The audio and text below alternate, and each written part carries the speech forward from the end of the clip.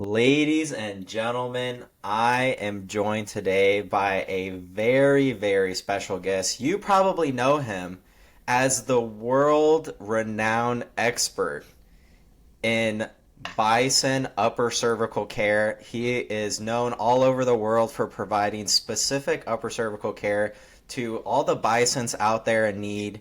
And this man is a bison himself because he goes and charges headfirst into whatever storm that he is pursuing. And he is definitely leading the storm at Life University with upper cervical. One of my friends, I'm able to call him a future colleague. So grateful to have Dr. Paul Adams, the Templeton. He changes his name so many times on Instagram, I don't know what to call him. Yes. Oh my gosh. Thanks for the warm welcome. Yeah, I do change it a lot. I'm trying to brand. Some of the brands don't work, but we're getting, better now than. You gotta rebrand. Hey, you gotta Yeah. reinvent yourself all the time. All the people give me feedback after I do it. They don't give me feedback before. So then I'm like, oh, that's a good point. Yeah, that does sound a little creepy sometimes. So I'm gonna, I so just know I'm like, who is this new person every single time? Like, I'm like, yeah. oh, that's actually I know him. He's the same person. He has 6 accounts that he just posts. I'm going multinational. Yeah, thanks for having me. I'm excited. What do you say? Should I give kind of like a brief intro into kind Well, of one of the things that I like to ask people, especially for students, is if you're able to tell how you've got into upper cervical care with the story of your life. okay. Because I firmly believe that, all of the events that happen to people in their lives are an accumulation event. And Mm. so it's been an accumulation for people getting into upper cervical care, and sometimes they can go back into even early childhood and how they thought about health differently or how they got into something that eventually led them on this path. So I know you have a phenomenal story of how you got into upper cervical care and why you're so passionate about it. So just want to be able to give you the opportunity to share that with the people. Yeah, so I I'm a little different than some of the upper cervical students and docs that I never really had a I didn't get into upper cervical from a miracle case, a miracle adjustment, right? It definitely helped, but when I never got my first adjustment until I was 21 years old, and I was going into electrical engineering in University University of Kentucky. So that's what my dad was. He was an electrical engineer, and so I wanted to follow in his footsteps. I didn't really know, but that's just kind of what you do, right? Because it's a proof of concept. You've seen it work with your dad, so you're like, okay, I can do this. So I went to electrical engineering. I was in STEM full time. I was doing well. I liked it. They have these things called co-ops, which is where it's kind of like an internship where you take some time off in your undergraduate career. Usually it's just one semester, so around 6 months, you'll take off and work full time with a company as a paid intern. So I did that with a Toyota manufacturing plant. I worked on programming the robots that MIG welded together the underbody chassis of a car. So I programmed those cool little robotic arms that put together like the Lexus cars. That was the car that I worked on. And so as I was there, I realized that I didn't really like the culture and the lifestyle that I was kind of heading towards. I'd always been a very social person. I liked interacting with people, and I valued relationships more. And in engineering, usually the key components is, you're by yourself in a room or a very, very small team, very analytical, isolated, working, objective, objective by metric, whatever, right? Step by step by step, very linear. And the whole reason why I got that job is because I could talk to people, and it wasn't because I was good at engineering.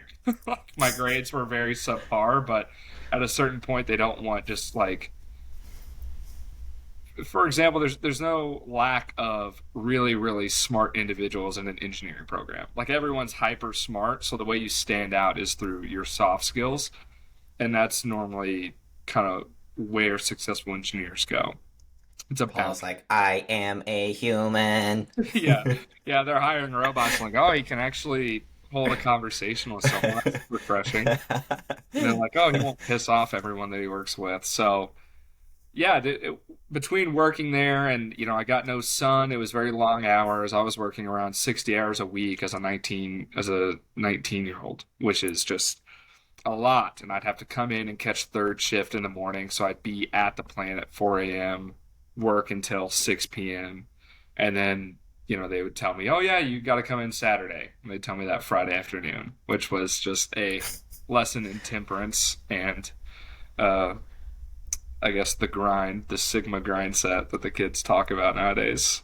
Well, I'm sure that's led to your work ethic that you have now. I mean, you're one of the hardest Yeah, workers that I know. thank you. And I mean, I think that story like leads testament to that. Yeah, yeah. It's one of the things where at the time it was something that I didn't appreciate, and I hated it at the time. But looking back on it, everything happens for a reason. God puts things in your life that you don't understand until later. It's kind of poetic in a way, but it did help me prepare myself for grad school. So what happened was I had a year left, and I switched majors from electrical engineering into kinesiology, just healthcare. And I was going to go into PT, and all the PTs I shadowed hated PT. And Red flag. yeah, red flag. I was like, okay, this probably isn't going to be a good career for me to go in if everyone hates it. And so, because at that point I was really looking for something that I enjoyed doing, not something that paid the bills, because I could have stayed at the engineering job and did perfectly fine. But I shouted a chiropractor, and at the time she said I could make more money, get into grad school easier, and have more free time, a better work life balance if I went to chiropractic school. And at the time, I didn't understand chiropractic philosophy or, really what chiropractic was at all. My mother had been going for like 5 years, but besides that, everyone was very anti chiropractic that I knew, very like quackish. They don't like the doctors, they don't think they're doctors. It's very medical mindset, very jaded towards the alternative healthcare route. So I said that sounds like a good bet, and I got a job as a CA my senior year in kinesiology during the pandemic. COVID hit, so that was the first.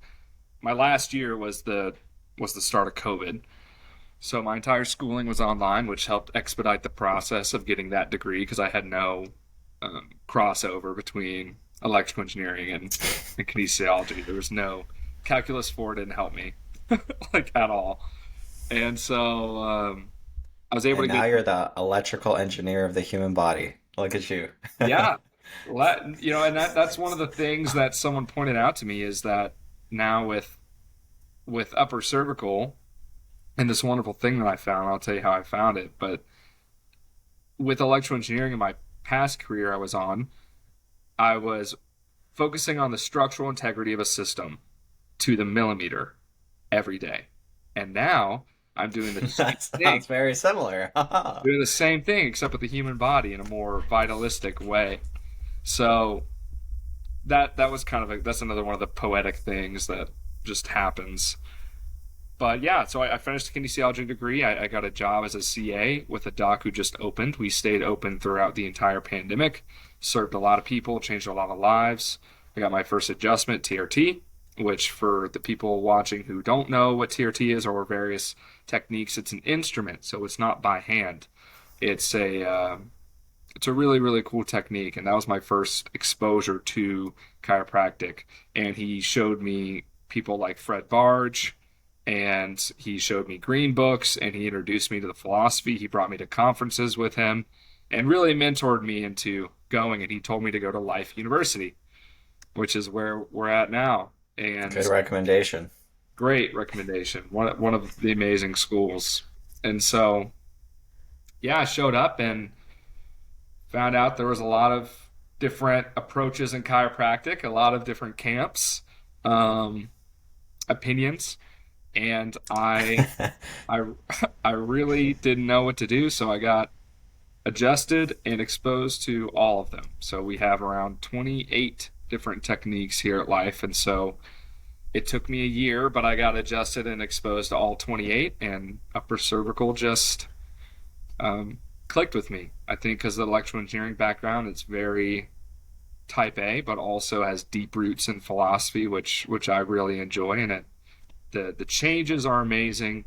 The docs are professional, and the patients have profound experiences. And that's something that I saw in other techniques, but not to the same degree. So that's that's how I ended up doing upper cervical. Just kind of a in an origin